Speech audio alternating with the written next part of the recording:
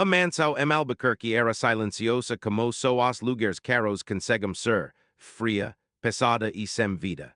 Otávio Albuquerque tinha tudo, o queo dinheiro podia comprar. Exido a única coisa de que seu filho recém-nascido mais precisava. Certa noite, voltando para casa mais cedo do que o esperado, ouviu algo que não pertence ao seu mundo perfeitamente controlado. Uma canção de ninar suave e desconhecida. Quando olhou para o berçário, viu a empregada que mal notara sentada no queo, segurando seu beber como se a própria vida dependesse disso. Naquele instante, o milionário percebeu uma verdade aterradora. Sua fortuna havia fracassado onde o amor de uma estranha havia triunfado. O silêncio de Manso Albuquerque não era pacífico, era planejado. Cada corredor fora calibrado para o conforto, cada comodo tinha a temperatura controlada, cada som abafado sob camadas de riqueza. No entanto, quando Otávio Albuquerque atravessou as pesadas portas de Carvalho naquela noite, a quietude o oprimiu como peso. Seu turno sob medida percha mais apertado que o normal, seus movimentos mais lentos, como se a própria casa resistisse ao seu retorno.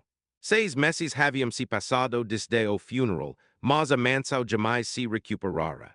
Deixara de ser lar no dia que sua esposa morara e se transformara em museu de perda, polido, imaculado e vazio. Otávio não gritava. Não havia motivo para isso. Os funcionários aprenderam a se mover silenciosamente em meio a sua dor, e seu filho estava sempre como enfermeira, seguindo horários e tablas elaboradas para lidar com o trauma como se fosse problema de negócios. Ele afroaxou gravada ao atravessar o hall de mármore, o eco de seus sapatos de cor italiana, sondo alto demais no vazio. Seus olhos se voltaram para a grande escadaria e depois se desviaram novamente.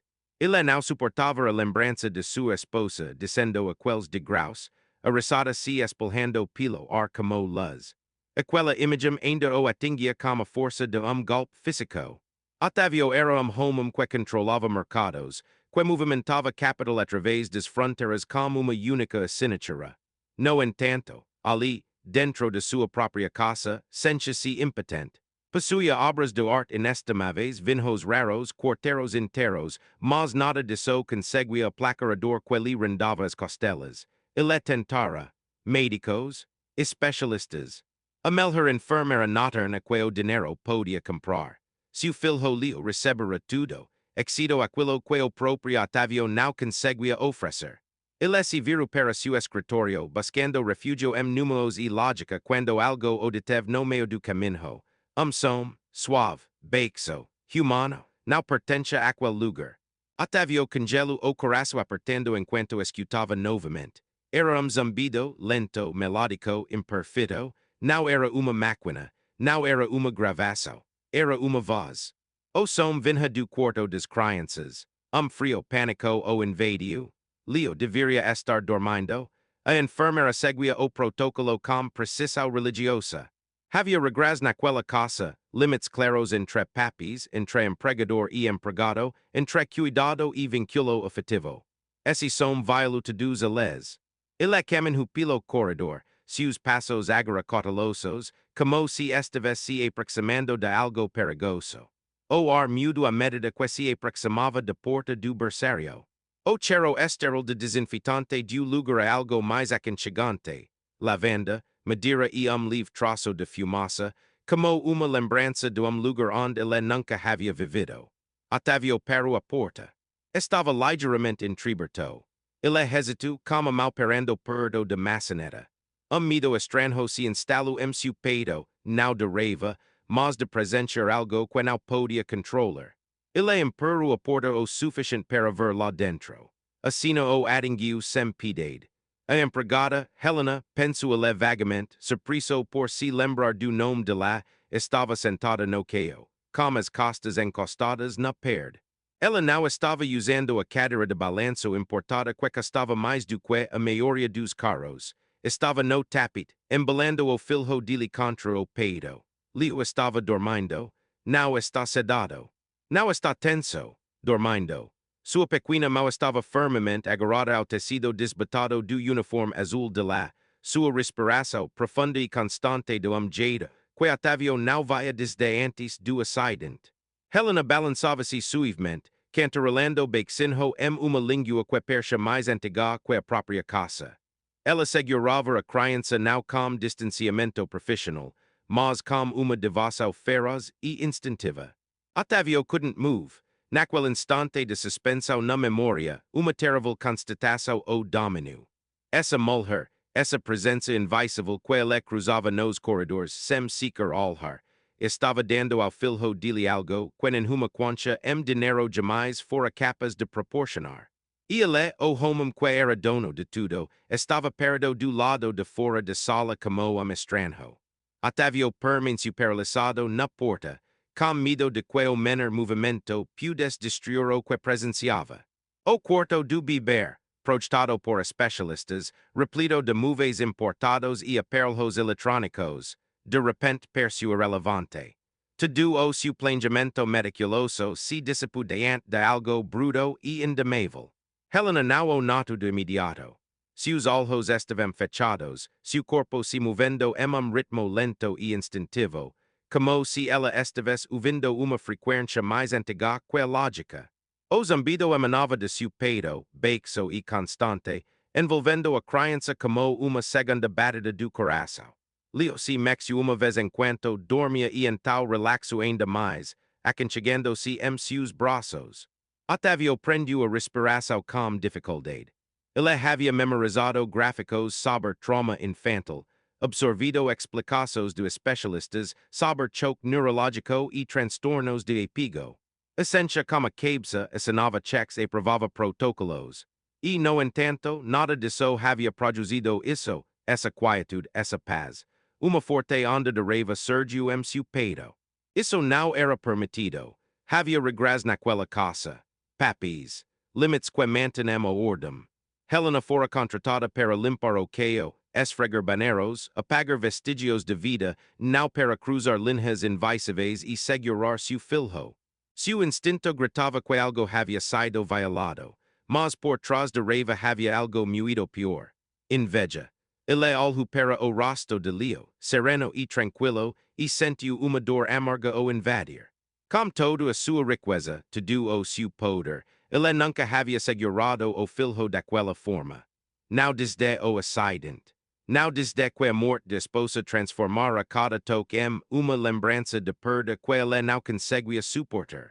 Ele havia escolhido a distância em vez de dor. Helena escolheu a presença. A energia no ambiente mudo, silenciosa, mas inegável.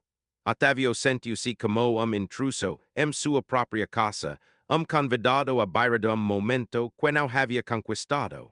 O coração de Helena estava acelerado. Ela percebeu a mudança no ar antes mesmo de ouvi-lo. O zumbido vacilou ligeiramente, e ela prendeu a respiração ao se dar conta de outra presença. Lentamente, com cuidado, ela abriu os olhos. E ouviu. Otávio Albuquerque estava nas sombras, sua figura emoldurada pela porta como juiz silencioso. O estômago de Helena reviro. O medo inundou suas veias com brutal rapidez. Ela apertou-lhe com mais força instintivamente, e imediatamente se arrependeu. Ela ia ser demitida. Não, pior, esse emprego era a sua tábua de salvação. Semele não haveria lugar, remédios, nem passagem de ônibus. Os rostos dos seus filhos passaram pela sua mente, as pernas frágeis de Tiago, os olhos atentos de Marina. Ela havia quebrado as regras. Ela havia tocado no que não lhe pertencia. Helena baixou o olhar, a vergonha queimando-lhe as faces. Ela esperou pela ordem. A repreensão. O tom seco e conciso de homem acostumado à obediência. Não chegou. Os segundos se estenderam insuportavelmente. Otávio entrou no quarto, o rangido suave do que o sondo incrivelmente alto. Helena estremeceu, mas não se afastou. Recusou-se a colocar a criança no caio como se fosse objeto devolvido à prateleira. Helena, disse ele finalmente, ele não elevou a voz. Isso assustou mais do que a raiva teria assustado. Sim, senhor, ela sussurrou com a garganta apertada. E eu posso explicar. Ele estava correndo, não era de fome, não era de dor. Era diferente. O alhar do Otávio se voltou para o filho. Ele nato a pequena marinhada no uniforme de Helena, o jeito como o corpo de Leo se inclinava para ela mesmo dormindo. A criança estava se agarrando, não agarrando as cegas, mas segurando com intenção. Algo se quebrou dentro dele. Pela primeira vez desde o funeral, Otávio sentiu tudo o peso de uma verdade que vinha evitando. Seu filho não havia sido difícil. Ele estava se sentindo sozinho. E a pessoa que respondeu que aquela solidão era aquela que ele nunca tinha realmente visto. O silêncio entre eles se adensu, pesado como coisas que nenhum dos dois sabia nomar. Otávio estava ao lado do berço, sua presença preenchendo o pequeno espaço, mas ele se sentia estranhamente diminuído. O quarto do bebê, antes exemplo de precisão e riqueza, agora parecia comodo emprestado, lugar ao qual ele não pertencia completamente. Helena permaneceu sentada no queio, com as costas encostadas na parede, eloquente e aconchegante contra o peito. Ela sentiu a atenção do Otávio como uma pressão física. Todos os seus instintos lhe diziam para se levantar, para se desculpar novamente, para se tornar invisível. Mas a criança em seus braços respirava suavemente, olhar a classe social ou as consequências, e ela se recusou a perturbar sua paz. Os olhos do Otávio percorreram lentamente o quarto. Ele notou detalhes que nunca havia se dado ao trabalho de observar antes. Os brinquedos caros intacados em suas cestas, o berço inteligente piscando com dedos não utilizados, a cadeira de balanço cuidadosamente encostada em canto como enfeite. Então seu olhar recaiu sobre as mãos de Helena. Eram espuras, avermelhadas, as mãos de alguém que esfregou, levantou e suportou. Aquelas mãos seguravam seu filho com mais cuidado do que qualquer outra pessoa que ele havia contratado. O que Volker estava cantando? Perguntou ele em voz baixa. A pergunta surpreendeu Helena. Ela esperava uma repreensão, não curiosidade. Sua voz saiu hesitante. E acute algo que minha me cantava para nós, do fundo da alma. Não e acute bem uma canção, e acute mais como uma oração. Otávio assentiu como cabeça uma vez, assimilando a informação. A ideia de que algo tão simples, tão rudimentar, pudesse acalmar seu filho o perturbava mais do que qualquer relatório técnico jamais o fazera. Ele deu mais passo à frente e notou pequeno frasco de vidro na mesa de cabeceira. Não fazia parte da decoração, cuidadosamente planejada do quarto do bebê. O rótulo era manuscrito e o conteúdo uma pomada verde espessa. Seu maxilar se contraiu. O que acute isso? Perguntou ele. Helena engoliu seco. Era isso. E acute remédio, disse ela suavemente. Ervas, minha avó fazia, e eu usei pouco. Leo estava com febre alta, senhor. A enfermeira disse para esperar, mas ela estava com dor. Otávio sentiu aquela familiar onda de controle subir dentro de si. Protocolos, responsabilidade, e provação médica. Palavras que definiram seu mundo por décadas surgiram de repente, exigindo autoridade. Mas então ele olhou para o rosto de Leo. A vermelhidão intensa que normalmente tomava conta das bochechas do bebê havia desaparecido. Sua pele estava calma, seu corpo relaxado, desprotegido. Pela primeira vez, Otávio viu de verdade a diferença. Volker não tinha permissão, disse ele, mas sua voz não tinha força. Helena então encontrou o olhar dele, seu medo se transformando em algo mais desafio. Não, senhor, eu não fiz isso, mas eu tinha responsabilidade. Bebê que agora não é acute uma regra ser seguida. Ele é acute uma criança. As palavras a atingiram com mais força do que ela pretendia. Helena prendeu a respiração.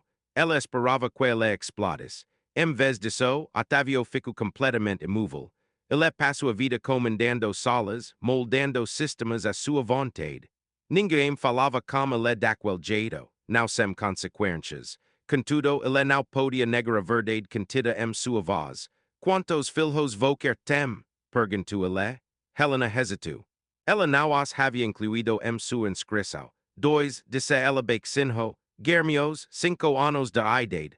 Otávio sentiu algo mudar dentro do peito. E Volker os deixa todas as noites para vir para cá. Yes, senhor. Ele imaginou tudo. as viagens de onibus o cansaço, o medo de ter que escalher entre o trabalho e o estar presente. Penso no propria filho, cercado de profissionais mas carente de afeto. A ironia foi brutal. Helena ajeitulio com cuidado e, finalmente, se levantou. Ela se moviu lentamente, com medo de que movimento brusco pudesse ser interpretado como desafio. Coloculio no berço com reverent carinho, aconchegando-o ao redor do cobertor como se fosse seu próprio filho. Otávio observou, a fazer o que ele não tinha conseguido. Ao dar passo para trás, ela juntou as mãos, preparando-se para a despedida. E eu entendo se vou quer precisar-me deixar disse ela, com a voz firme apesar do tremor. Mas eu faria tudo de novo. Nenhuma criança deveria correr sozinha. Otávio olhou para ela, olhou de verdade. E naquele instante, os alicerces de seu mundo perfeitamente ordenado começaram a ruir. Otávio não respondeu de imediato. Ficou ao lado do berço, observando o lento subir e descer do peito de Leo, como se o próprio ritmo fosse algo frágil que pudesse quebrar com palavras descuidadas. Helena permaneceu imóvel, a postura composta porém tensa, como alguém se preparando para impacto. No silêncio, Otávio sentiu todo o peso da sala oprimir-se. Durante meses, ele evitara ficar tão perto do filho. Cada olhar para Leo trazia ecos de Sofia, a curva do sorriso de lá, a suavidade de voz, a chuva noturna e o metal redorcido que se repetiam incessantemente em sua mente. A distância fora mais fácil, a distância fora suportável, mas agora a distância havia sido ultrapassada. Volker deveria ter chamado a enfermeira, disse ela finalmente, com a voz controlada, quase clínica. Helena assentiu com a cabeça. Sim, e eu disse. Ela disse que ela ia correr até se acalmar. Aquelas palavras atingiram algo sensível dentro dele, correr até se acalmar. Otávio olhou para o canto do quarto, onde a enfermeira costumava ficar sentada, mexendo no celular, checando prontuários, esperando o fim do turno. Ele havia pego caro pelo profissionalismo, acreditando que era o substituto mais seguro para o amor. E, no entanto, Leo se mexeu pouco, soltando pequeno suspiro de satisfação. Otávio sentiu a garganta apertar. Há quanto tempo ele está assim? Perguntou. Uma hora, respondeu Helena. Talvez pouco mais. Ele parou de correr depois de 10 minutos. 10 minutos. Otávio pensou nas semanas de gritos, nas noites inquietas, nas consultas intermináveis. 10 minutos haviam conseguido o que seu império não conseguira. Ele se virou para a janela, precisando do espaço para pensar. As luzes de cidade brilhavam à distância, frias e precisas, reflexo da vida que ele havia construído. Em algum lugar lá fora, salas de reuniões aguardavam suas decisões, mercados que respondiam instantaneamente aos seus comandos. Ali, ele se sentiu impotente. Volker quebrou o protocolo, disse ele mais para si mesmo do que para ela. Yes, senhor. E Volker usou algo não aprovado? Sim. Sim, o silêncio voltou a reinar. Helena esperou contando as respirações, preparando-se para o que viria a seguir. Ela havia ansiado aquele momento em sua mente 1000 vezes. O pedido de desculpas, o silêncio ao arrumar as malas, o telefonema para a vizinha explicando por que não haveria dinheiro esta semana.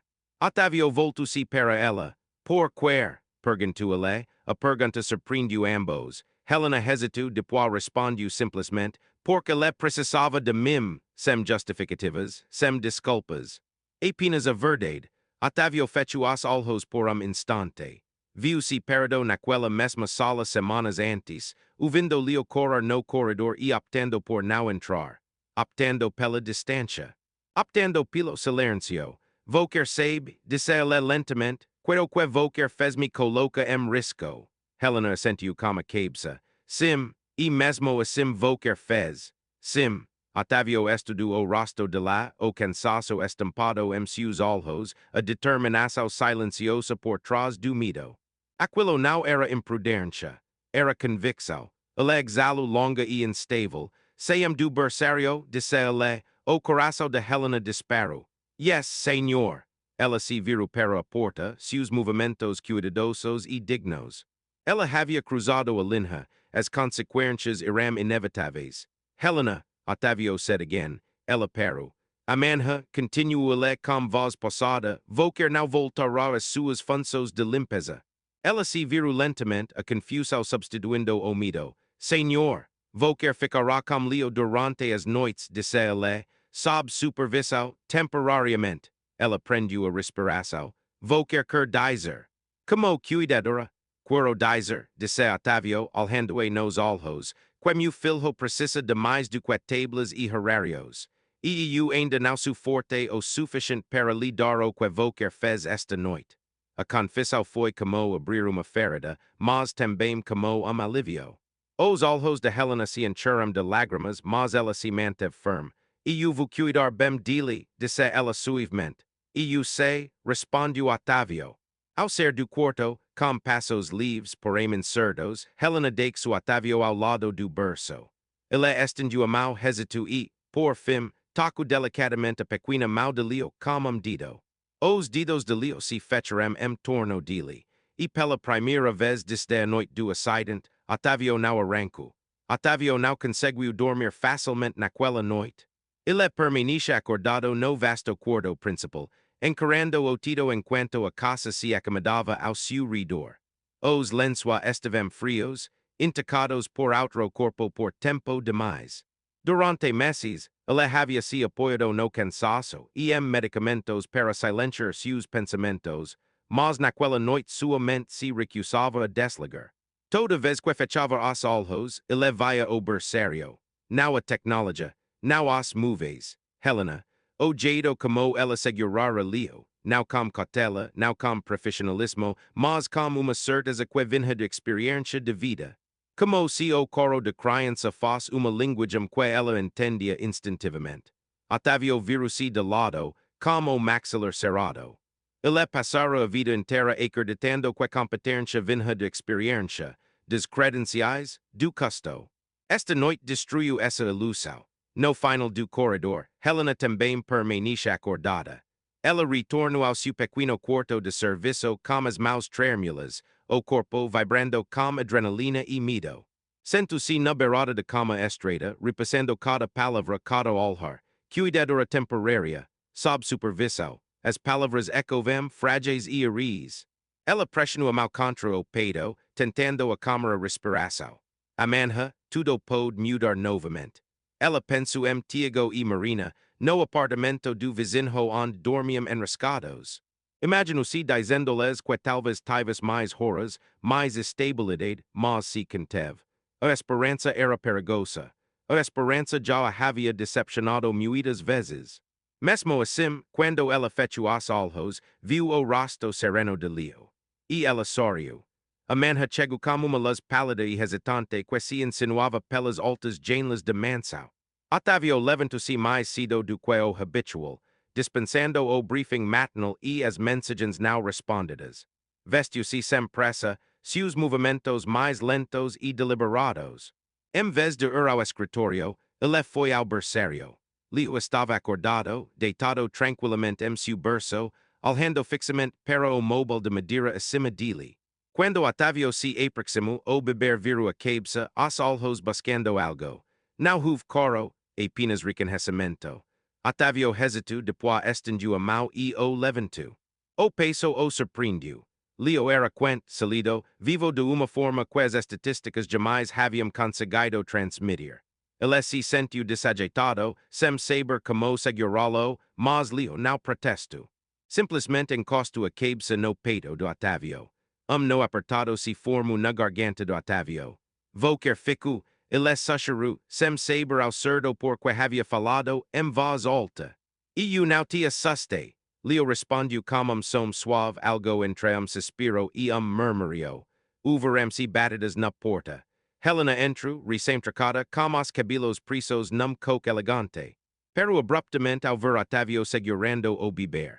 Algo indecifrável cruzou seu rosto, surpresa, talvez, ou uma esperança cautelosa. Bom dia, senhor, disse ela em voz baixa. Good morning, Otávio replied.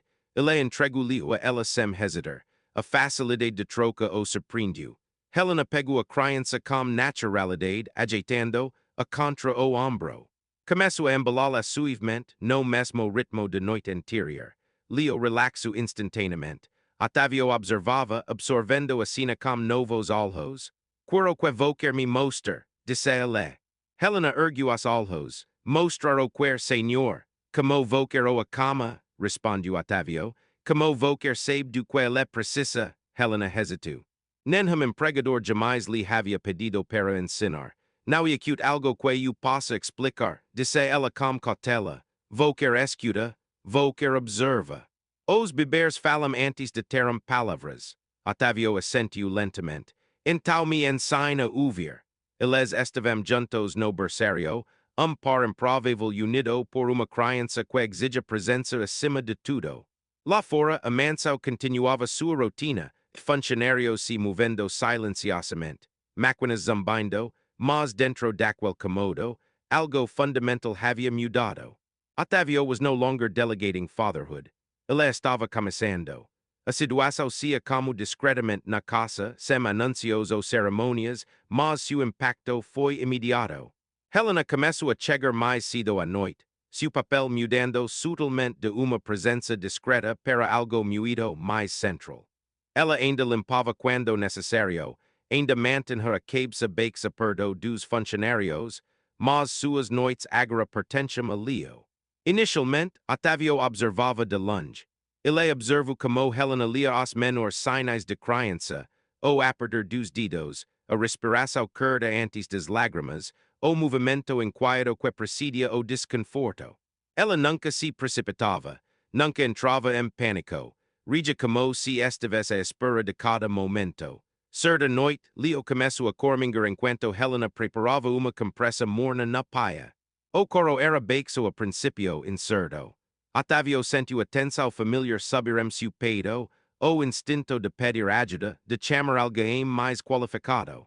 Antes que ele pudesse falar, Helena se virou. Espera, disse ela gentilmente. Ela ajoelhou-se ao lado do berço, pausando a mão na barriga de Leo, sem ainda o levantar. Inclinou-se para perto, murmurando baixinho com a voz baixa e firme. O coro diminuiu depois isso. Otávio stared. Vou quer não o pego no colo, disse ele. Não, respondeu Helena. Ele ainda não precisava disso. Ele precisava saber que estava sendo visto. As palavras permaneceram como ele muito tempo depois que ela partiu naquela noite.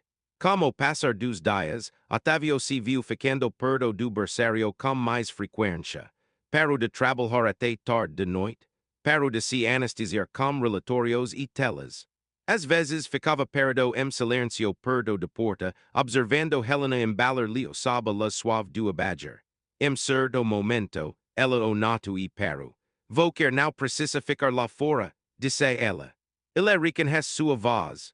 A declaração o surpreendeu. Como ele pode fazer isso? Helena deu livre sorriso. Os bebês sabem mais do que imaginamos, principalmente sobre dor. Otávio stepped inside. Naquela noite, Helena guiou suas mãos enquanto ele segurava Leo, mostrando-lhe como apoiar o pescoço, como respirar devagar para que a criança pudesse acompanhar seu ritmo. Otávio se sentiu desajeitado, inseguro, mas não se afastou. Pela primeira vez, ele ficou. Mais tarde, sozinho em seu escritório, Otávio revisou as imagens das câmeras de creche. Ele as havia instalado após o acidente, acreditando que a vigilância poderia substituir a confiança. Agora, observando Helena com Leo, as câmeras pareciam intrusivas, quase vergonhosas. Ele as desligou. Do outro lado da cidade, a noite de Helena continuava a se estender.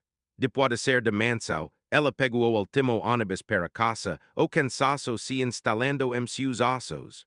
A cidade passou despercebida pela janela, luzes de neon, lojas fechadas, calçadas quebradas. Quando chegou ao seu apartamento, Marina correu até ela, abraçando-a com força pela cintura. Mami Volker está atrasada, disse Marina. E eu sei, sussurrou Helena beijando os cabelos de lá. Tiago sentou-se no sofá, com as pernas rígidas e os olhos cansados, mas alertas. O beber correu? Perguntou. Helena sorriu. Esta noite não. Tiago assentiu solenemente, como se aquela resposta tivesse grande importância. Helena os aconchegou na cama, ouvindo a respiração deles se acalmar. Deitada ao lado deles, o peso de suas escalhas a oprimia. Ela estava cruzando uma linha se pegando se tornando visível. Isso a assusto. Mas ao fechar os olhos, ela percebeu que algo mais se estava deixando-lhe sozinho novamente. De volta a mansão, Otávio ficou parado no berçário muito tempo depois de lhe ter adormecido. Ele tocou a grade do berço depois perde ancorando-se no presente. Pela primeira vez, o silêncio da casa não pareceu sufocante. Parecia uma possibilidade. A primeira verdadeira fissura na família surgiu silenciosamente, disfarçada de rotina. Tudo começou como a enfermeira de noite. Otávio percebeu a mudança antes que alguém a comentasse em voz alta. A mulher, impecavelmente treinada e impecavelmente distante, agora permaneceu menos tempo no berçário. Ela se afastava mais do berço. Olhava para o relógio com mais frequência e falava em frases concisas e profissionais que já não combinavam com a atmosfera do ambiente. Helena também sentiu isso. Certa noite, ao entrar no berçário, encontrou a babá sentada num canto, de braços cruzados e expressão tensa. Leo estava acordado, resmungando beicinho, com as pernas tensas debaixo do cobertor. Ele está assim há 20 minutos, disse a enfermeira. E eu registrei tudo. Helena não respondeu imediatamente. Aproximou-se do berço, colocou a mão no peito de Leo e sentiu o ritmo superficial de sua respiração. Murmurou uma vez baixo e constante. O coro diminuiu. A enfermeira soltou suspiro profundo. Voker está interferindo no protocolo, disse ela. Isso não é acute sustentável. Helena endireitou-se lentamente. Nenhum dos dois o deixava correr. Otávio interveio antes que a discussão pudesse se agravar. O que está acontecendo? Perguntou ele. A enfermeira se virou para ele, livre alívio cruzando seu rosto. Senhor, esta situação está se tornando pouco profissional. Os limites estão se confundindo. O envolvimento emocional compromete o cuidado. Otávio olhou de enfermeira para Helena, depois para o filho, agora como e observando os dois com olhos curiosos. Is my son distressed? Otávio asked. A enfermeira hesitou. Não, mas, então o tratamento está funcionando, disse Otávio em voz baixa. A enfermeira enraiu. Senhor, eu tenho qualificações. Anos de treinamento. E eu pego por resultados, respondeu Otávio, não pela distância. O silêncio que se seguiu foi agudo e definitivo. Na manhã seguinte, a enfermeira solicitou uma mudança de turno. A notícia se espalhou rapidamente entre os funcionários. Sussurros seguiam Helena pelos corredores. As portas fechavam com mais cuidado. Os olhos se demoravam mais. A faxinera, que antes era invisível, agora era inevitável, e isso deixava as pessoas desconfortáveis. Helena sentiu isso nos ombros, na forma como baixo o olhar novamente. A mansão era generosa, mas não era gentle. Em casa, a pressão era diferente. A dor na perna de Tiago piorou naquela semana, as quebras ficaram mais intensas e prolongadas.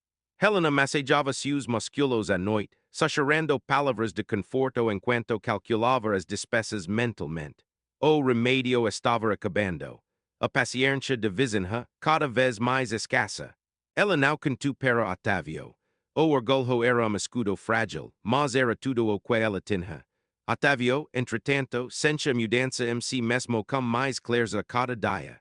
Saia das reuniões mais cedo. Parou de atender ligações na hora de dormir de Leo. Aprendeu a reconhecer o coro de criança, distinguindo fome de desconforto, solidão de medo. Certa noite Leo coro incansavelmente, apesar de tudo. Helena tentou primeiro, nada funcionou. Otávio deu passo à frente, como coração acelerado. Tomou Leo nos braços e lembrou-se do que Helena lhe ensinara, respiração lenta, presença constante. Fique, sussurrou Helena, não tente consertar, apenas fique. Otávio did. Passaram-se alguns minutos. O corpo de Leo relaxou. O coro se transformou em soluços baixos e então em sono. Otávio fechou os olhos, tomado pela emoção. Mais tarde, Helena observou de porta enquanto Otávio permanecia sentado no queixo ao lado do berço, recusando-se a ser. Algo dentro de lá se apertou. Isso deixou de ser temporário. Ela deixou de ser invisível. E isso a aterrorizou. Porque no mundo de lá, a visibilidade sempre tinha preço. A primera frontera que Helena realmente ultrapassu now foi emotional, mas sim logistica. Aconteceu numa quinta-feira chuvosa à noite, quando a cidade fora de Mansão se transformou num boro amarelo e cinza. Leo estivera inquieto o dia todo, seu pequeno corpo tenso, seus coros mais agudos que o normal.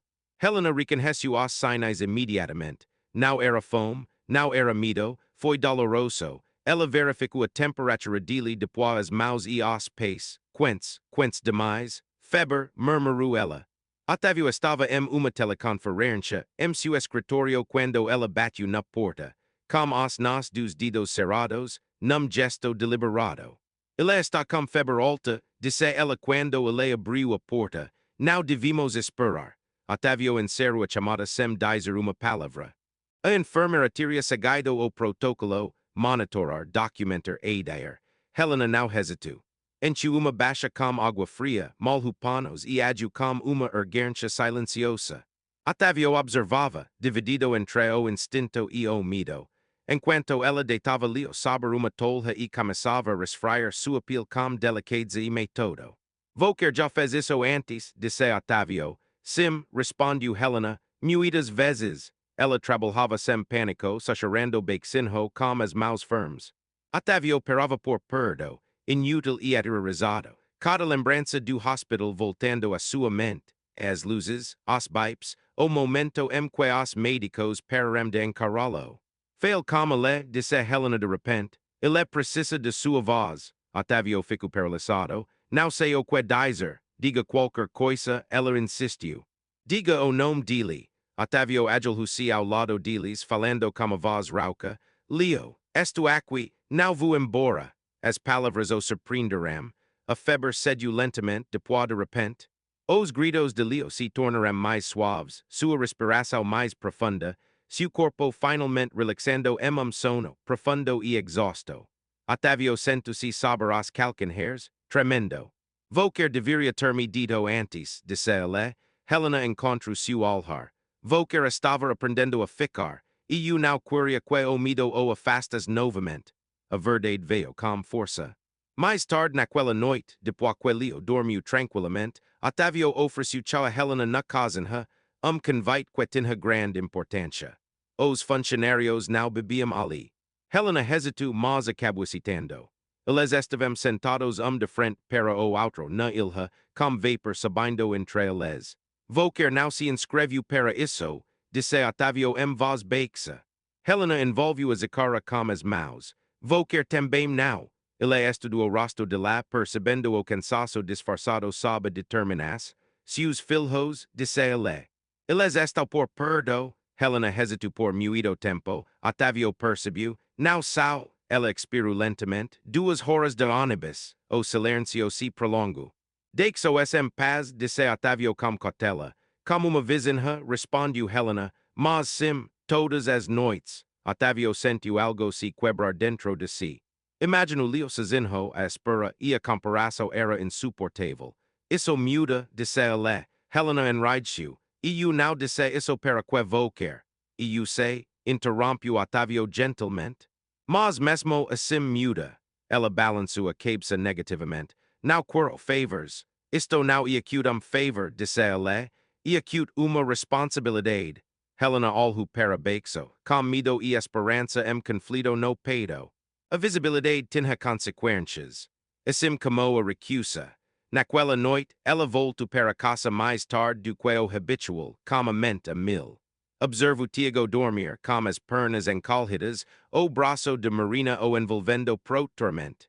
Pela primeira vez, Helena se perguntou o que significaria não ir embora. De volta a Mansão, Otávio ficou no quarto das crianças muito tempo depois de Leo ter adormecido, com a chuva batendo nas janelas. Ele percebeu que o limite já havia sido ultrapassado, e foi ele quem passou por cima disso de livre e espontânea vontade. A decisão que Otávio expressara na cozinha não se concretizou de noite para o dia. Ela parava no ar como a umidade antes de uma tempestade, não dita, mas inevitável.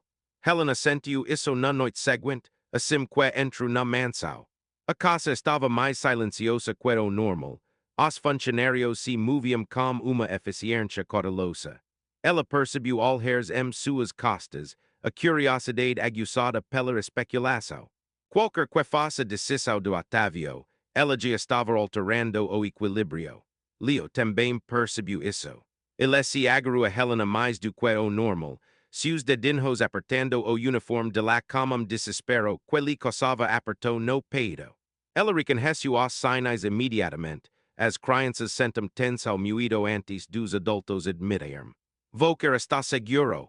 Ela sussurrou para ele, mais para si mesma do que para ele. Otávio os observava da porta. Ele passou o dia cancelando reuniões, adiando decisões que antes regiam sua vida. Nada disso parecia difícil. O que o incomodava era a naturalidade com que priorizava o berçário em detrimento da sala de reuniões.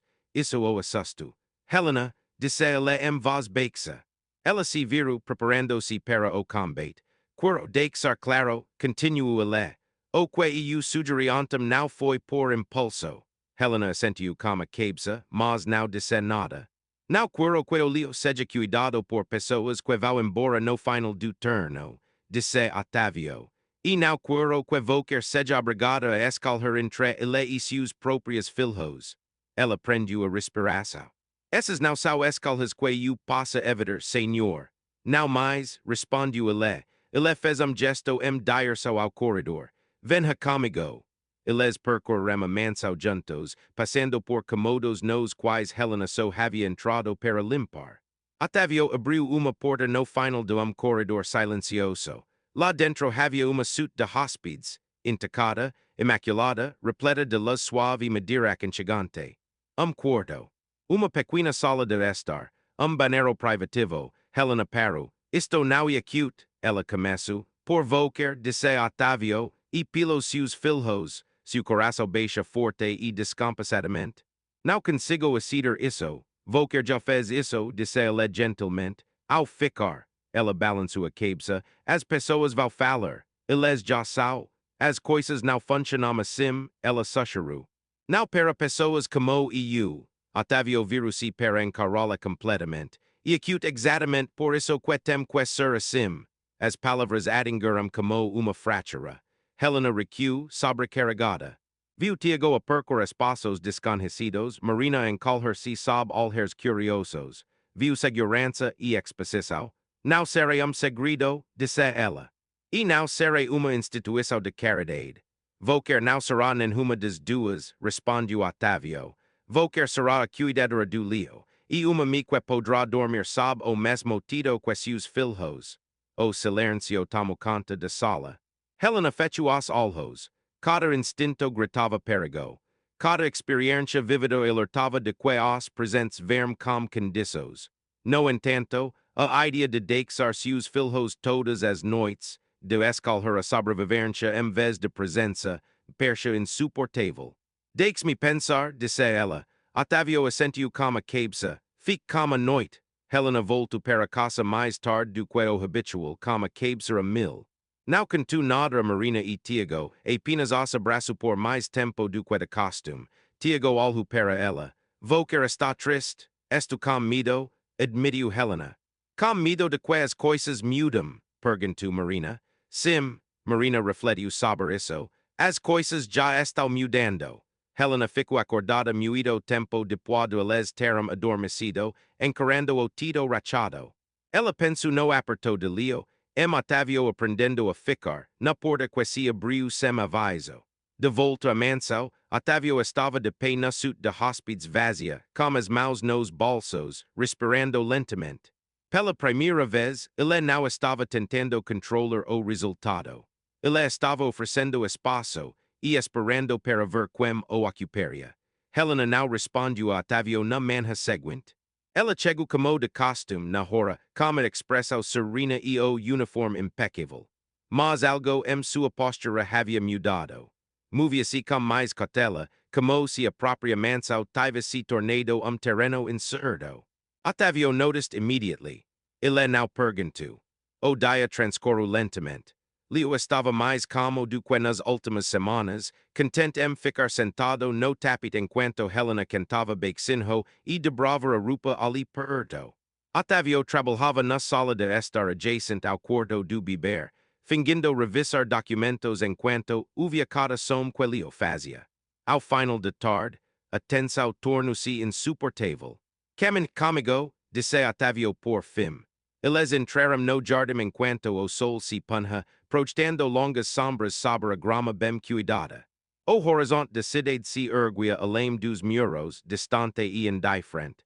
E eu sei que isso parece repentino, disse Otavio. E sei que vou querer todos os motivos para não confiar nisso. Helena cruzou os braços, buscando-se firmer. Confiança acute cara, senhor, customais do que as pessoas pensam. Ele assentiu como cabeça. O medo também, ela desviou o olhar. O medo garante que meus filhos sejam alimentados. Mas isso não os deixa crescer, respondeu Otavio. Helena parou de andar, viru-se para encará-lo, a voz firme mas tensa. Sabo que acontece com mulheres como eu quando as coisas desmoronam? Não queimos suavemente. Desaparecimos. Otavio absorveu as palavras cujo peso era inconfundível. Não vou deixar isso acontecer, disse ele. Vou querer não pode prometer isso, ela respondeu. Não, admitiu ele. Mas posso prometer transparência. Ele respirou fundo. Haverá contratas, funções claras, salário que reflita responsabilidade não caridade. A vaga dos seus filhos aqui não dependerá de gratidão. Helena examinou o rosto dele, procurando por arrogância por piedade. Não encontro nenhuma das duas. E quanto aos funcionários, perguntou ela, o seu mundo, meu mundo já está mudando, disse Otavio em voz baixa, eles vão se adaptar, ou não vão ficar. A honestidade surpreendeu. Naquela noite, Helena voltou para casa mais cedo. Sentou-se com Tiago e Marina pequena mesa de cozinha, sentindo a superfície rachada familiar sob as palmas das mãos. Preciso te perguntar uma coisa, disse ela. Marina ergueu o olhar imediatamente. Tiago ficou imóvel. E se, começou Helena com cautela, nós não morcimos mais aqui? Tiago franziu a testa. Vou querer dizer-se mexer. Sim, para onde? Perguntou Marina. Helena engoliu seco. Algum lugar maior, mais seguro. Tiago franziu a testa. Vou querer ainda voltaria para casa todas as noites? A pergunta atingiu cheio. Sim, respondeu ela sem hesitar. Marina observou o rosto de mim. E vou querer não estaria tão cansada. Helena riu beixinho como os olhos ardendo lágrimas. Espero que não. Eles ficarão silêncio por instante. Não gosto de gente rica, disse Marina sem rodeos. Helena sorriu tristemente. Nem eu. Mas eu gosto quando vou querer estar aqui, disse Tiago.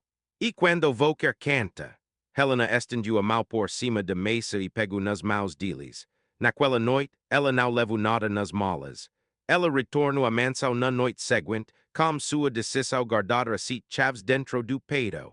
Otavio estava no berçário quando ela chegou, com Leo dormindo em seus braços. Ele ergueu os olhos e imediatamente compreendeu a expressão em seu rosto. Sim, disse Helena antes que ele pudesse falar, mas nos meus termos. Alívio o invadiu, uma onda aguda e reconfortante. Claro, disse ele. Ela se aproximou a voz baixa mas firme. Eu vou trabalhar, vou cuidar do Leo, e meus filhos viverão aqui como crianças, não como lembranças de onde eu vim. Otavio encontrou o olhar de lá. Será lembrites de para onde estamos indo. Helena exalou longa e instável. A escalha foi feita, e com isso, a frágil paz de mansão transformou-se em algo muito mais perigoso. Ter esperança. A chegada dos filhos de Helena não se anunciou com barulho ou caos. Chegou com malas. Duas de las cerradas, incompatíveis e pequenas demais para sustentar uma vida inteira. Helena estava no hall de entrada com Marina e Tiago ao seu lado. As mãos repousando levemente sobre os ombros deles como se os ancorasse ao queio. A mansão se erguia ao redor deles, vasta e reluzente, seu silêncio já não mais vazio, mas expectante. Otavio watched from the staircase. Ele havia se preparado para a resistência do equipe. De si mesmo, mas nada o preparara para a dignidade silenciosa com que Helena cruzou a soleira, a coluna ereta, ou olhar para a frente. Ela não estava pedindo permissão. Ela estava entrando. Os alhos de marina per corium tudo, catalogando sedas, esquinas, riscoes. Tiago apertava com força sua mochila de dinossauro, seus movimentos cautelosos, a perna rigida pela longa viagem de ônibus. E acute aquiqueo biber mora, sussurrou Marina. Sim, disse Helena, e onde vamos morar também. Marina franziu a testa. Por quanto tempo? Helena fez uma pausa. Por agora. Otávio desceu as escadas lentamente, atento a cada passo. Bem-vindos, disse ele, mantendo a voz suave. Vocês devem ser Marina e Tiago. Tiago assentiu como cabeça. Marina não disse nada. Otávio agilhou-se à altura deles, gesto quecoso camasso entre os funcionários presentes. Leo está lá em cima. Ele está muito animado para conhecer-los. Marina cruzou os braços. Bibers corem. Às vezes, concordou Otávio, às vezes eles riem. Tiago olhou para ele. Ele gosta de dinossauros. Otávio sorriu. Ainda não sei, talvez vou querer passar ensiná-lo. Isso foi o suficiente. A tensão diminuiu ligeiramente. A suit de hóspedes percha diferente com as crianças dentro. Marina imediatamente reivindicou a janela, pressionando a testa contra o vidro. Tiago sentou-se na cama, testando o colchão com curiosidade cautelosa. E acute Mácio, disse ele, surpreso. Helena os observava, como peito apertado.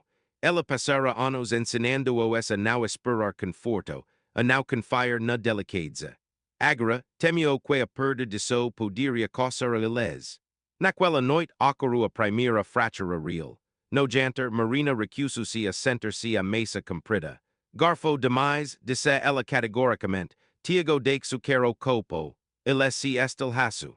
O som ecoou pela sala como tiro.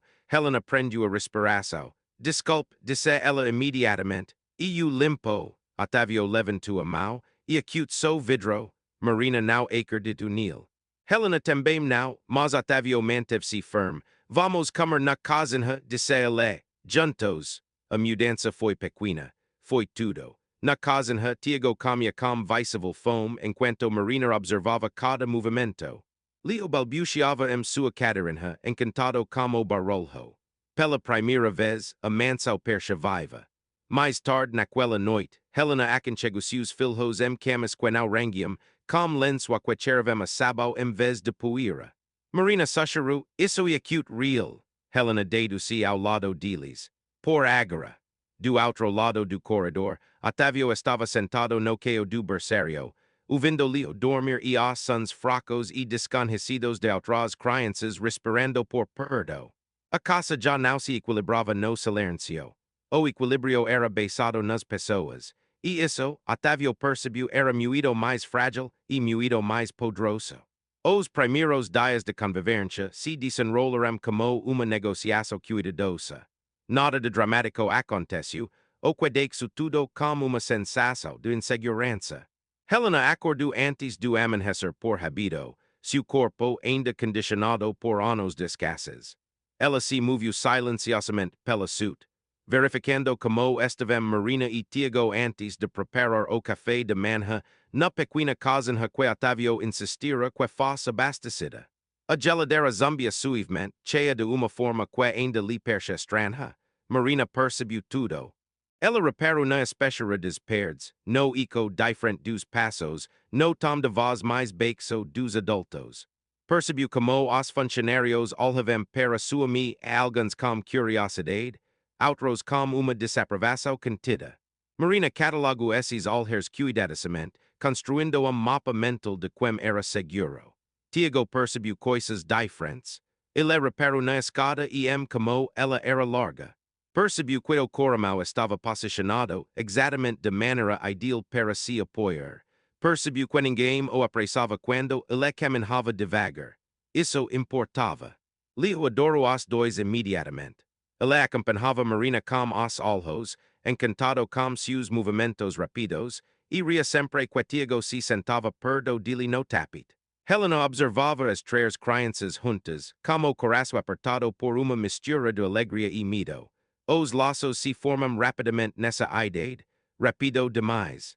Ela se perguntou o que aconteceria ao quebrá-las. Otávio adjusted badly. Ele esperava caos e barulho, bagunça, desordem. Em vez disso, o queo incomado foi intimidade. Acasan hacharava a comida em horarios estranhos. Brinquidos surgem em cantos onde antes reinava o silencio. Ilesi pegu vindo os passos de Marina de mesma forma que antes uvia o riso de esposa. Isso o assusto. Certa tarde, Otávio volto de uma breve reunião e encontro Helena na sala de estar, massagendo as pernas de Tiago. Seus movimentos eram precisos, firmes. Tiago fez uma carta, mas não se afasto. Vou quer saber exatamente onde, observo Otávio. Helena assentiu como a cabeça. O corpo te diz se vou quer prestar atenção o suficiente. Otávio observava atentamente. Vou quer nunca treino? Helena fez uma pausa. Não oficialmente. A resposta ficou gravada em sua mente. Mais tarde naquela noite, a tensão surgiu onde Helena mais temia. Uma governanta senior repreendiu Marina bruscamente por ter deixado impressos digitais em uma porta de vidro. Marina enraideu imediatamente, seus olhos escurecendo. Não foi minha intenção, disse ela. Helena interveio rapidamente. Ela acute uma criança. O sorriso de governanta era discreto, assim como os limites. Otávio ouviu a conversa do corredor. Marina, disse-lhe calmamente, venha me ajudar como Leo. A demissão foi sutil. A mensagem não, naquela noite Helena ficou acordada, ouvindo a casa se acomodar. Ela sentiu o aperto familiar no peito, a consciência de que a segurança era condicional. Sempre fora. Do outro lado do corredor, Otávio estava sentado sozinho em seu escritório, sem fazer nada. Seus pensamentos giravam em torno da imagem das mãos de Helena nas pernas de Tiago, o conhecimento instintivo em seu toque. Ela não estava apenas sobrevivendo. Ela era habilidosa. Ele acesso informações sobre universidades locais, programas médicos e estudos de reabilitação. A tela brilhou no escuro, iluminando pensamento que ele ainda não havia se permitido concluir. Na suite de hóspedes Marina sussurrou, Mami, sim, vamos ficar, Helena hesitou, estamos tentando. Marina assimilou isso, tentar acute melhor do que desistir. Helena fechou os olhos, abraçando a filha com força. No corredor, Leo se mexeu depois se acalmou, tranquilizado pela presença de outros batimentos cardíacos por perto. A manso, antes rígida e controlada, estava aprendendo algo novo. Adaptação. E com isso veio uma verdade inescapável. Essa situação deixou de ser temporária. Estava se tornando uma base. A crise chegou sem aviso prévio, como a maioria das crises reais. Era quase meia-noite quando Leo começou a correr. Não aquele coro agudo e assustado que Helena aprendera a calmar rapidamente, mas algo mais profundo, rauco e tenso. Helena acordou instantaneamente, sentendo-se na cama antes mesmo do o som ser totalmente compreendido. Ela conhecia esse coro. Dor. Ela já estava se movendo quando Otávio apareceu na porta, o rosto pálido, os cabelos despentidos. Ele estava meio adormecido na cadeira do berçário, agora alerta de uma forma que fez o peito de Helena apertar. A respiração dele, disse Otávio. Está errada. Helena ergueu Leo delicadamente, suas mãos experiência o avaliando sem pânico. Sua pila estava quente novamente, mais quente do que antes. Seu peito subia e descia rápido demais, cada respiração superficial. A febre voltou, disse ela, mais forte. Otávio pegou o telefone, vou ligar para o hospital. Helena não o impediu, mas também não esperou. Ela foi até o banheiro, encheu uma baixa com água fria e torceu as roupas com uma urgência controlada. Sua mente se concentrou, como sempre acontecia quando Tiago corrava a noite toda, quando não havia dinheiro para médicos nem tempo para ter medo. Otávio, disse ela bruscamente, preciso de qualquer aqui. Ele hesitou, dividido entre o instinto e a confiança. Agora, ela repetiu, ele desligou o telefone, no inicio trabalharam em silêncio. Helena refrescava os braços e as pernas de Leo, sussurrando baixinho. Otávio sentou-se ao lado deles, segurando a cabeça do bebê contra o peito, como o coração batendo forte e irregularmente. Os minutos se estenderam dolorosamente. Os gritos de Leo diminuíram para depois voltar a aumentar. As mãos de Otávio começaram a tremer. Isso não é acute suficiente. Helena all who mesmo parole, e viu o terror que ele conseguia controller. Now estamos substituindo médicos, disse ela. Estamos ganhando tempo. A palavra o fez requer. Fail como le, instruiu Helena, ele já reconhece sua voz. Otávio engoliu seco. Sua voz falou ao falar. Leo, estu aqui, voquer now está sozinho. Eu não vou embora. As palavras já não eram ensiadas. Eles eram verdadeiros. A febre cediu subitamente, como se o corpo de criança tivesse tomado uma decisão. Leo desaba contra o peito de Otávio, sua respiração se aprofundando em sono profundo e exausto. Helena exalou pela primeira vez horas, pelo menos. Então veio o segundo grito. Now e acute do berçário. Lá do final do corredor, Helena ficou paralisada. Tiago, o estresse, a tensão, a rotina interrompida, tudo isso desencadeou suas quebras nas pernas. Seus gritos eram agudos, raucos, repletos de dor que exigia atenção imediata. O coração de Helena se partiu. Ela olhou para Leo, finalmente como, e depois para o corredor onde seu filho corava. Eu não consigo, ela começou. Otávio stood abruptly. Go, ela hesitou. Leo, ele acute meu disse Otávio agora com firmeza, vou quer me ensino, seus olhos se cruzaram. Algo não dito passo entre eles, confiar. Helena coro. Ela encontrou Tiago encolhido na cama, as pernas rígidas o rosto contorcido de dor. Imediatamente agilou-se, as mãos massagando os músculos com preciso experiente, sussurrando palavras de conforto em seu ouvido. Esto aqui. Esto como vou quer. Do outro lado do corredor, Otávio permanecia sentado no queixo do berçário com Leo, pesado e Quentinho, em seus braços. Ele continuava falando baixinho, cantando ao beber sobre a chuva, sobre o sorriso de mim, sobre como as pessoas permanecem mesmo quando as coisas doem. Minutos depois, Helena voltou com Tiago adormecido em seus braços, a respiração finalmente calma. Ela parou abruptamente ao ver Otávio. Ele ainda estava no queixo, ainda segurando Leo. Ainda está lá. A casa ficou silenciosa novamente, mas não vazia. Naquela noite, eles haviam cruzado caminho irreversível. Eles não estavam mais compartilhando o mesmo espaço. Eles estavam compartilhando a responsabilidade. E nenhum dos dois poderia fingir o contrário. A manhã seguinte a crise chegou silenciosamente, como se a própria casa estivesse prendendo a respiração. A luz do sol filtrava-se pelas cortinas em raios cautelosos, tocando as bordas dos móveis sem invadir completamente o quarto. Helena acordou no queixo ao lado da cama de Tiago, o corpo rígido, a mente instantaneamente alerta. Ela estendeu a mão pressionando a palma da mão suavemente contra a perna dele. Quente, relaxado, sem tremors, alívio tão repentino invadiu que a deixou tonta.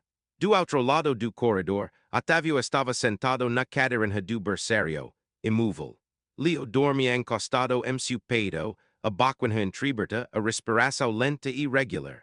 Otávio não tinha dormido nada. Não se atrevera. Cada movimento do peito de Leo parecia algo frágil que ele precisava approachar com pura força de vontade. Quando Helena apareceu na porta, Otávio olhou para cima. Eles não falaram. Eles não precisavam. Helena atravessou o quarto em silêncio e verificou a temperatura de Leo. Normal. Ela sentiu como a cabeça. Otávio expirou, a tensão finalmente se dissipando de seus ombros. Vou quer fico, disse Helena suavemente. Sim, respondeu Otávio, sua voz estava rouca. Eu não sabia como ir embora. Helena entendia muito bem esse sentimento. Naquela manhã, a casa voltou a funcionar normalmente. Os funcionários chegaram. As portas se abriram. O café foi preparado. Mas algo fundamental havia mudado. A crise havia consumido as aparências, deixando apenas o essencial. Durante o café de manhã, Marina observava Otávio atentamente. Vou quer pers cansada, disse ela sem rodeos. Otávio deu leve sorriso. Vou quer também. Ela o observou, depois sentiu como a cabeça. Vou quer ficou acordado como o beber. Sim, Marina assimilou a informação e depois voltou a comer sua torrada.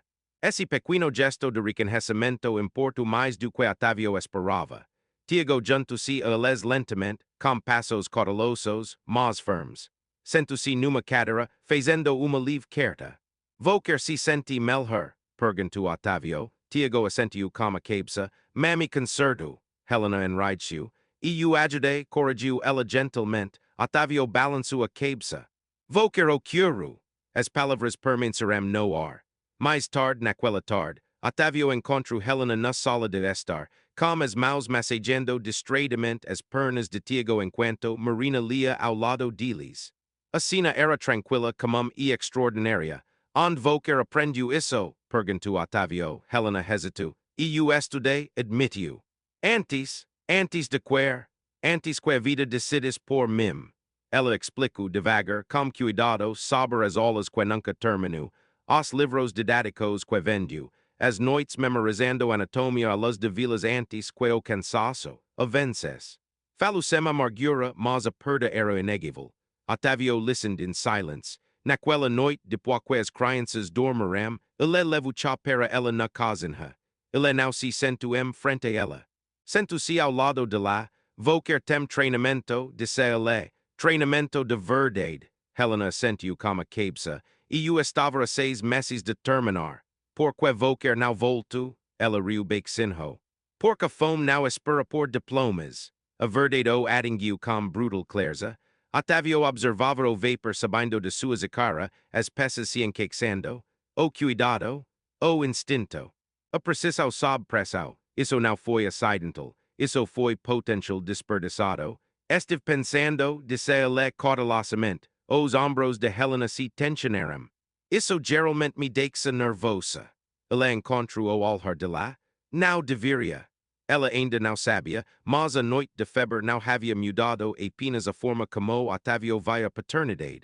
Isso mudou a forma como ele a via. E uma vez iniciada essa mudança, não haveria volta atrás. Otávio esperou 3 dias antes de falar. Não porque dúvidas da ideia, mas porque compreendia a sua importância. O mundo de Helena fora moldado por ofertas com condições invisíveis. Promessas que se desfaziam no instante que se tornavam inconvenientes. Ele não se incluiria nessa lista.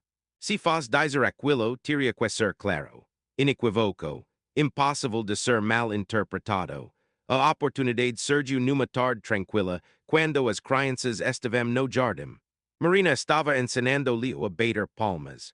Tiago estava sentado na grama como pequeno quebra-cabeça de madeira, seus movimentos lentos, mas concentrados. Helena os observava do terraço, com as mãos em volta de uma canca de qual havia esquecido de beber. Otávio juntou-se a ela sem cerimônia. Vocer poderia terminar seu curso, disse ele. As palavras caíram suavemente e detonaram. Helena não se virou. O programa de fisioterapia, continuou Otávio com firmeza. Vocer estava a 6 meses de distância. Os créditos não expiram, e eu verifiquei. Ela então o encarou, a descrença se transformando em algo mais agudo. Vocer verificou. Sim, Helena apertou a canca com mais força. Porque eu te observei durante a febre, ele respondeu. E percebi que algo imperdível te foi tirado. Ela cerrou os dentes. E eu não pedi por isso. E eu sei, disse Otávio gentilmente, e acute por isso que estou oferecendo e não decidindo. Silêncio se estendeu entre eles. Finalmente, Helena falou em voz baixa. Não tenho dinheiro para a escola, não tenho tempo, tenho filhos. Eles ficariam aqui, disse Otávio, com Leo, com Vocer. Ela balançou a cabeça imediatamente. Não vou ser propriedade de ninguém. Não estaria, respondeu ele. Vocer teria apoio. Ela riu amargamente. Essas palavras são iguais quando Vocer e acute pobre. Otávio aceitou o golpe. Então ao sabem esta parte, Vocer não me deve lealdade, nem gratidão, nem permanência. Termine seu curso. Vocer escalhou que vem depois. Se for embora leva tudo o que conquisto. Helena analisou o rosto dele em busca de algum sinal. Ela não encontrou nenhuma. O que Vocer ganha? Ela perguntou. Otávio olhou para as crianças. Mundo onde o talento não seja enterrado vivo. Helena sentiu algo se quebrar dentro de lá, não esperança. Ainda não, mas o cansaço de manter sonho a distância por anos porque desejá-lo doía demais. Eu teria que estudar, disse ela baixinho. Muido. E eu sei. E eu reprovaria se faltas as aulas. Eu sei, não posso me dar ao luxo de cometer erros, Otávio encontro o alhar de lá. Nem eu conseguiria, isso não me impediu. Ela desviou o alhar, piscando rapidamente. Naquela noite, Helena ficou acordada enquanto Marina e Tiago dormiam ao seu lado. O Tito acima de lá era liso e branco, sem rachaduras. O silêncio não era ameaçador, era paciente. Ela pensou nos livros didáticos que costumava adorar. Nos musculos, nos nervos e na cura que faziam sentido quando o resto da vida não fazia. Pensou nas pernas de Tiago, quanta coisa mais ela poderia fazer com os recursos adequados. Pela manhã, o medo ainda não havia desaparecido, mas nenhum dos dois tinha a verdade. Ela encontrou Otávio na cozinha antes do café da manhã. Se eu disser sim, disse ela, e acute porque eu escolhi, não porque eu preciso ser salva. Otávio nodded once. Good, ela engoliu seco. E se eu falar? Então vou quer se levanta, disse ela, como sempre fez. Helena expirou lentamente. Então eu farei isso, disse ela. Lá fora ria enquanto Marina fazia cartas para ela. Tiago terminou seu quebra-cabeça, orgulhoso. Otávio observou Helena enquanto ela retornava a luz de algo que quase havia esquecido como desejar. A mansão não lhe havia dado permissão. Finalmente, aquilo parou de ser obstáculo para ela. O primeiro dia de Helena de volta à universidade pareceu surreal. Ela ficou parada no portal mais tempo do que o necessário, os dedos agarrados ao lado de sua bolsa gasta, observando os estudantes passar com a confiança descontraída de quem acredita que o futuro les pertence. As conversas deles passavam por ela, prazos, provas, planos para o fim de semana, palavras de mundo que ela dia habitara e depois enterrara para sobreviver. Ela respirou fundo e entrou. O campus tinha o mesmo cheiro, papel velho, café, chuva no concreto, incomodava o qual pouco havia mudado, o que havia mudado era ela. Ela sentou-se no fundo do auditório, coluna ereta, ouvindo o professor falar sobre vias neurais e recuperação motora. As palavras a atingiram como uma língua familiar. Sua mão se moveu automaticamente, fazendo annotações, comentando diagramas, preenchendo as margens com perguntas. Durante 2 horas, ela deixou de ser empregada doméstica. Ela era estudante novamente. De volta à mansão, Otávio teve mais dificuldades do que esperava. Ele havia reorganizado sua agenda cuidadosamente, cancelando reuniões, remarcando ligações, preparando-se para estar presente. No entanto, quando Helena saiu naquela manhã, algo vazio acompanhou sua ausência. A casa percha mais silenciosa, não vazia, mas espera. Leo pressentiu isso. Ele se agitava mais do que o normal, seus coros mais agudos inquisitivos. Marina tentou distraí-lo, fazendo cartas, batendo palmas, mas ele não se convenceu. Tiago observava Otávio atentamente, analisando-o com uma seriedade que o deixava desconfortável. Vou quer sentir falta de mami, disse Tiago, sem rodeos. Otávio não negou. Sim, ela sempre volta, disse Tiago. Vou quer só precisa esperar. Otávio assentiu com a cabeça, impressionado com a autoridade tranquila de uma criança que aprenderá a ter paciência de maneira mais difícil. Quando Helena voltou naquela noite, o cansaço dominava, mas algo mais também. Aliás, ela largou a bolsa perto da porta e lhe deu gritinho, estendendo os braços para ela com uma alegria frenética. Ela o pegou no colo instintivamente, pressionando a bochecha contra os cabelos dele. Vou quer se saiu bem hoje, disse Otávio. Ela sorriu, cansada, mas genuína. Lembrei-me de como pensar novamente. As semanas entraram em ritmo. As manhãs eram corridas, mas produtivas. Helena estudava entre as aulas e os cuidados com os outros, seus cadernos se enchendo lentamente de precisão e confiança. Marina se adaptou mais rápido do que qualquer esperava, circulando pela mansão com facilidade e desafiando Otávio com perguntas que o obrigavam a repensar respostas que ele nunca havia considerado. Tiago apresentou uma melhora constante. Pequenos avanços, maior equilíbrio, menos quebras, mais controle. Helena documentava tudo e seu instinto clínico se aguçava a cada observação. Otávio observava tudo com crescente certeza. Isso não foi caridade, isso foi elenhamento, mas o mundo exterior também percebeu. Rumors chegaram à sala de reuniões. E-mails traziam preocupação disfarçada de corteja. Homem que construiu seu império com base no controle estava, de repente, financiando educação, reestruturando agendas e priorizando a família. A palavra instável surgiu mais de uma vez. Certa tarde, o advogado do Otávio solicitou uma reunião urgente e privada. Estamos preocupados, disse o homem com cautela. Suas decisões ultimamente são emocionais. Otávio esboçou livre sorriso. Eles são humanos. Os acionistas não gostam de pessoas, respondeu o advogado. Otávio recostou-se. Então os acionistas precisam evoluir. Naquela noite, Helena encontrou Otávio na biblioteca, olhando fixamente para o nada. Eles estão rigindo, disse ela em voz baixa. Sim, por minha causa. Otávio se virou para ela. Porque peri de viver do jeito que eles esperam. Ela hesitou. Se eu representar risco, vou querer acute motivo, ele interrompeu. Há uma diferença. Helena o observou percebendo a determinação por trás do cansaço.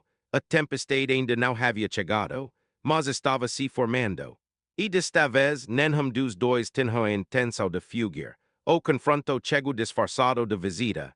Beatriz Albuquerque nunca se apresentou, não precisava. Os seguranças reconheceram seu nome instantaneamente. E as portas de frente se abriram como se a própria casa tivesse sido treinada para se curvar.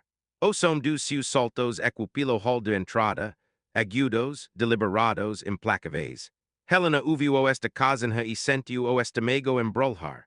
Enxugou as mãos lentamente numa tolha, tentando se acalmar, antes de se virar. Beatriz estava perfeitamente serena, seu casaco impecável, a expressão calibrada para uma preocupação educada. Seu olhar percorreu o cômodo uma vez, registrando os desenhos das crianças no balcão, o brinquedo perto da escada, antes de se fixar em Helena. Então, disse Beatriz com leveza. Isso é acute real. Otávio entrou atrás de la atenção, vou quer devia ter ligado, e perder a surpresa, Beatriz deu sorriso discreto. De jeito nenhum. Seus olhos se voltaram para Marina, que estava sentada à mesa fazendo a lição de casa. E esses devem ser os convidados. Marina ergueu os olhos sem se impressionar. Nós moramos aqui. O sorriso de Beatriz vacilou por meio segundo. Helena sentiu o instinto familiar de se desculpar, de explicar, de se encolher, mas não o fez. Estes são meus filhos, disse Helena calmamente. Marina e Tiago. Beatriz inclinou a cabeça. Que generosidade sua, Otávio. A palavra era uma lâmina. Eles foram para a sala de estar. Helena permaneceu perto da porta, sentindo repentinamente sua presença sendo observada e medida. Tenho ouvido coisas, disse Beatriz cruzando as pernas, do conselho, de amigos, de pessoas que estão preocupadas. Otávio cruzou os braços. Saber o que? Saber o seu julgamento? Ela respondeu com suavidade. Vou quer acolher uma empregada doméstica e os filhos de lá. Desestabilizou a rotina de casa, alterou as prioridades dos seus negócios e financiou projeto pessoal em momento de grande sofrimento emocional. Helena estremeceu por dentro. Otávio não fez isso. Vou quer dizer que eu me torne presente, disse ela. Beatriz suspirou dramaticamente. Vou quer se torno imprudente. Ela se virou para Helena, com olhar penetrante e desdenhoso. E vou quer, esse acordo te beneficia enormemente. Educação, moradia, acesso, presumo que vou quer entenda como isso funciona. Helena olhou nos olhos de lá. Perce uma questão de sobrevivência. Beatriz ergueu uma sobrancelha. Perce oportunismo. O quarto ficou frio. Otávio deu passo à frente imediatamente. Basta! Beatriz acenou com a mão, dispensando-o. Esto te protendo, Sofia jamais teria permitido isso. O nome caiu como soco. O maxilar do Otávio se contraiu. Não fail por ela. Ela acreditava em limites, insistiu Beatriz. Na sala de aula, na ordem. A voz de Helena tremia, mas não falhou. Ela acreditava no amor, e eu a vijo lio todos os dias. Beatriz deu uma risadinha suave. Vou quer ver o que precisa ver.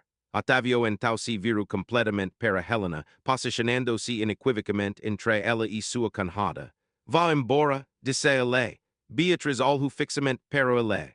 Vou quer está escolhendo isso. Esto escolhendo a verdade, respondiu ele. E vou quer não faz parte de lá. O silêncio se prolongou. Beatriz se levantou lentamente. Isso não vai terminar pacificamente. Otavio assentiu com a cabeça. E eu sei. Ela saiu sem dizer mais nada, seus soltos requendo como uma contagem regressiva. Helena só expirou depois que a porta se fechou. Desculpe, disse ela instintivamente. Otavio balançou a cabeça. Não, eles verão atrás de voker com mais força. Eles já irão, respondeu ele. Agora vou ser honestos sobre isso. Helena algo dire sua cousinha, onde Tiago estava sentado silêncio e Marina fingia não ouvir. A culpa e acute minha, sussurrou Helena. Otavio sustentou o olhar de lá. Este acute a minha posição. Do lado de fora, a mansão permanecia imaculada e tranquila. Lá dentro, linhas haviam sido traçadas. E o mundo além dos portos havia oficialmente tomado conhecimento de so. A reação negativa não veio acompanhada de gritos ou ameaças. Chegou acompanhado de documentos. Otavio encontrou a sua espera no escritório na manhã seguinte. E-mails marcados urgente convites de calendário que ele não havia aprovado.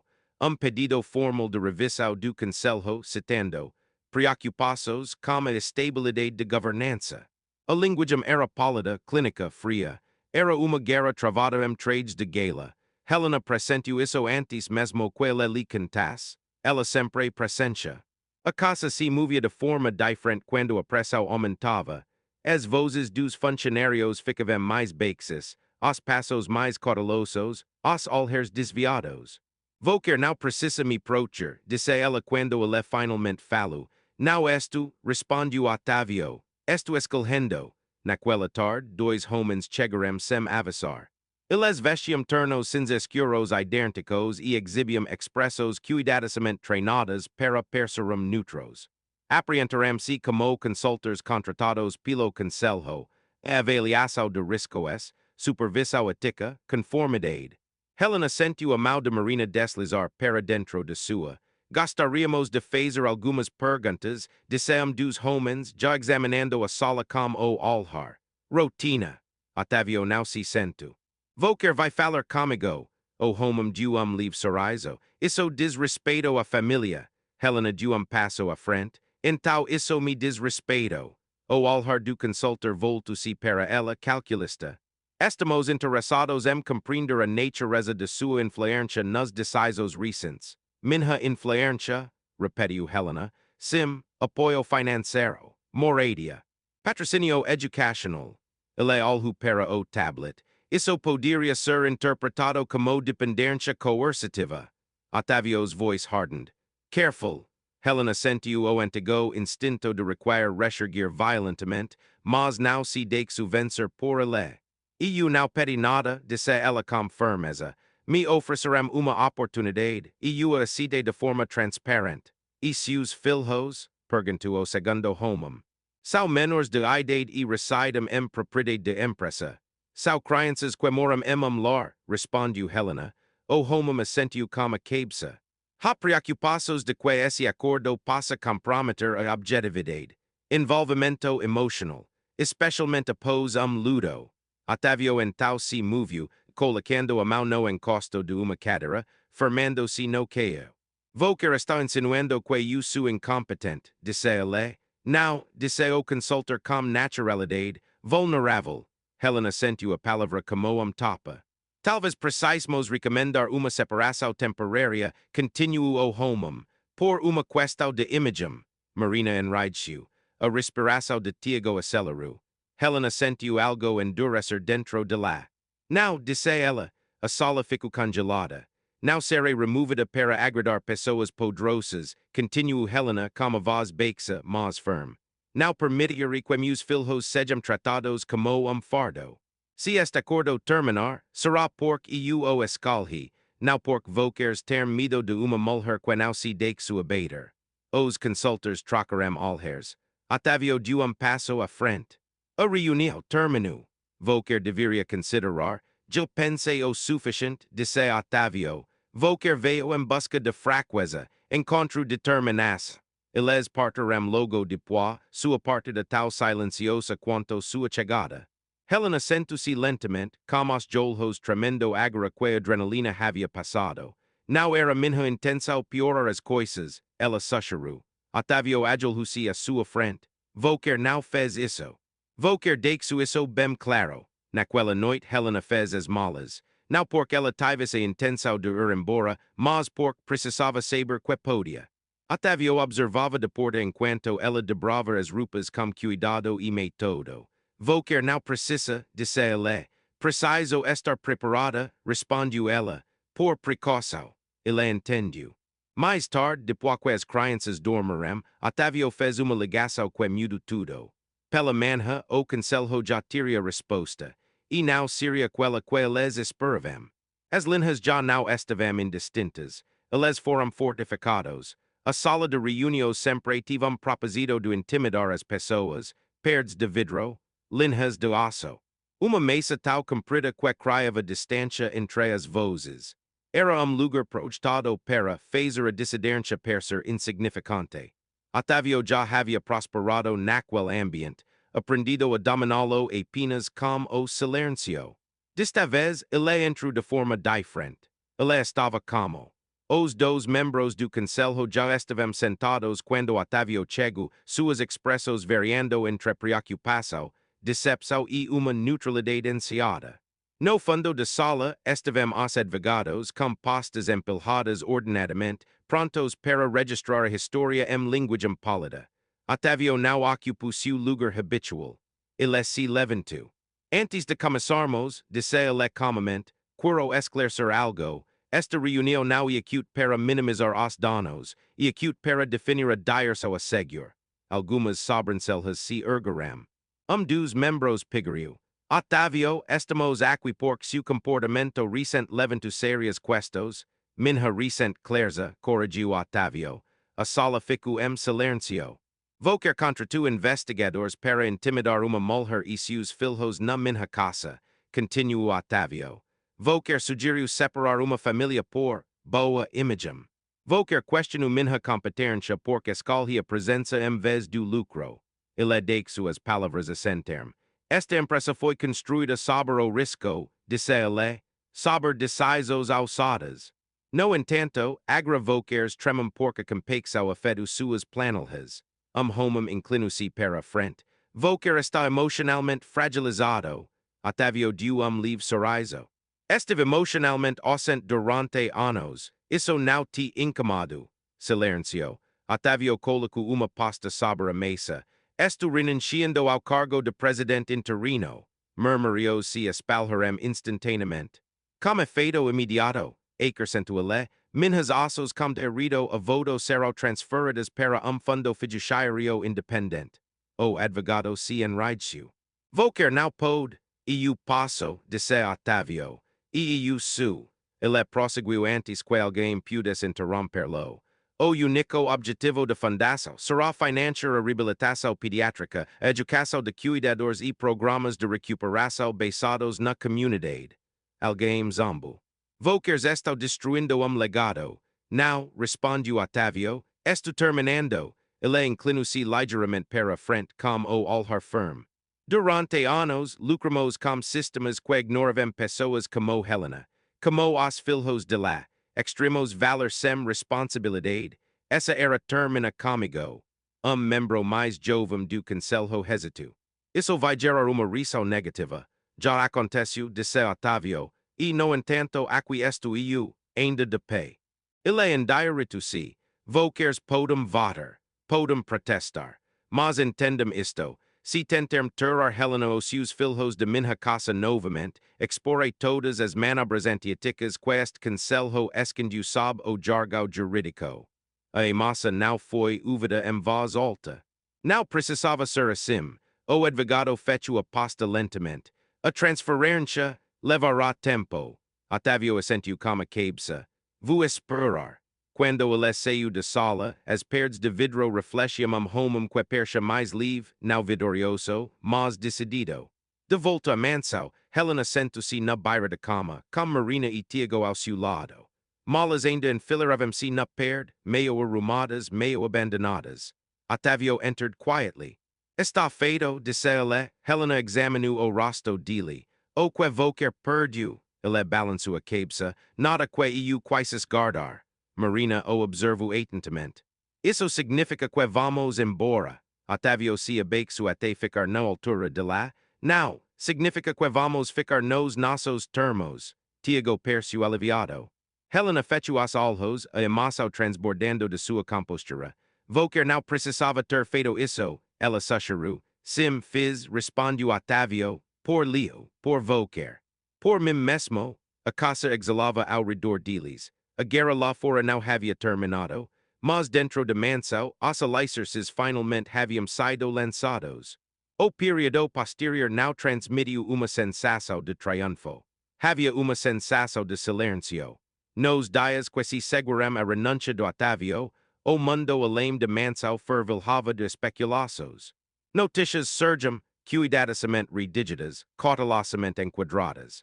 Analistas debatiam se o ludo havia desviado o bilionário de seu caminho ou se ele estava à frente de algo que ninguém mais compreendia. Dentro de casa, nada disso importava. A vida se reorganizou em torno de verdades menores. A agenda de Helena ficou mais apertada, seus dias agora divididos rigorosamente entre aulas na universidade, treinamento clínico e caça. Ela encarava tudo como uma disciplina aguçada pela necessidade. Marina ajudava Leo a aprender palavras. Tiago praticava caminhada todas as manhãs, sua determinação ficando mais forte do que o tremor em suas pernas. Otávio estava presente de maneiras que nunca havia praticado antes. Ele aprendeu o ritmo das idas e vindas da escola e dos cessos de terapia, a sutil arte de ouvir sem tentar consertar. Aprendeu quando avançar e quando recuar, especialmente com Helena. O relacionamento deles se consolidou em algo estável, construído não sobre resgate ou obrigação, mas sobre uma base compartilhada. Certa noite, enquanto as crianças brincavam no jardim, Helena sentou-se ao lado do Otávio no terraço. Volker mudou tudo, disse ela baixinho. Otávio balançou a cabeça. Volker fez isso, Helena refletiu sobre isso, e o sobrevive, Volker escolheu. Isso não é cute justo, respondeu ele. Volker também escolheu fazer isso. Todos os dias, ela deu leve sorriso, porque finalmente pude, abaixo deles, Tiago deu vários passos cautelosos sem apoio. Marina bateu palmas rindo. Leo deu gritinho de alegria, estendendo a mão como se tentasse capturar o momento no ar. Helena prendeu a respiração.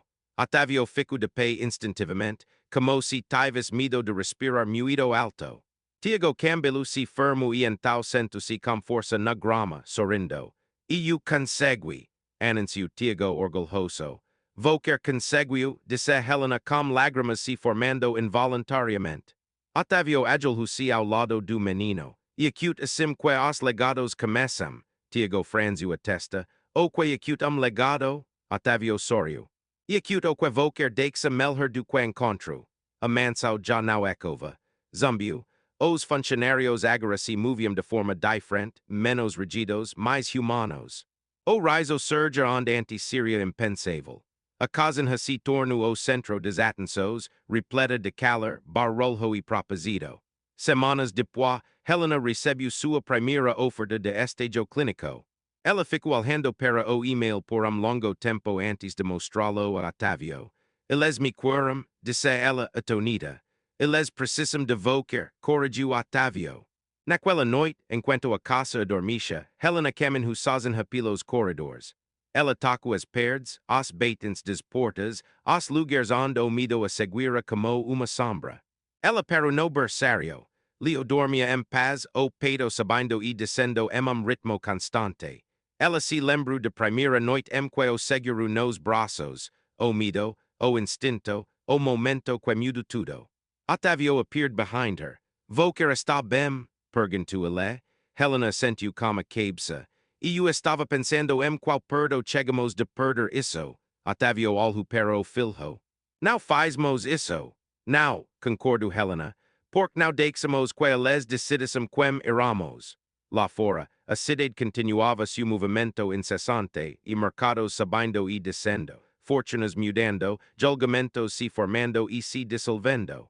Dentro de manso, algo raro havia criado raízes, now e acute caridade, now e acute redenção, pertencimento. E quando Helena apagou a luz do quarto do beber, ela entendeu algo que nunca alçara acreditar antes. Este não era mais lugar onde ela precisava se esforçar. Era lugar que ela ajudou a construir. Às vezes, as maiores transformações não começam com poder, dinheiro ou planos, mas como simples ato de cuidado humano.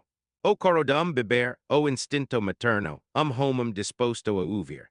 A manso nunca mudou suas perdes, mas os corações dentro de la sim. E no fim, o que salvo a todos não foi requisar o status. Foi a coragem de escolher o amor em vez do medo.